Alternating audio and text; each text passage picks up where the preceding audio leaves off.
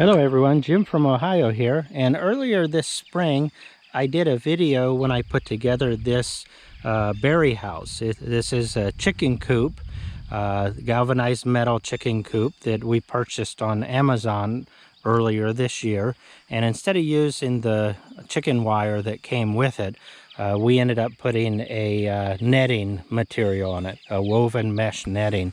And we did it to protect our blueberries, and it has really paid off. We just got back from a vacation down in North Carolina, and we came back to find all of these blueberries have ripened. So you can see Jenny's in there starting to harvest those. And we were worried that in times we were not here, like our vacation, that we'd come back to find our blueberry patch raided by birds and by deer. And it's really paid off. I know we've had a lot of mockingbirds in the area that have been on top of this cage wanting to steal our blueberries, but it looks like we've been able to keep it away. We really like the mockingbird being around for its song, but we don't want it eating our berries.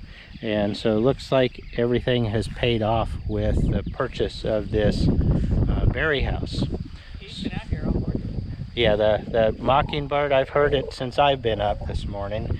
But all of our plants are doing wonderful, so it's time to go in and start harvesting those.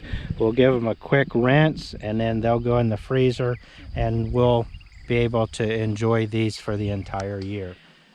Well, here's the first harvest of our blueberries. This was one single picking after spending a week away.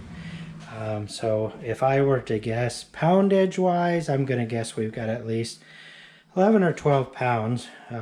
But now what we're going to do is lay these out on some metal trays. They'll go into the freezer, and then after they freeze solid, then we'll put them into freezer bags, and then they'll store long-term in the freezer. But there's still a lot more berries out there on the plants that haven't turned yet, so we'll be monitoring those on a daily basis. So yum yum.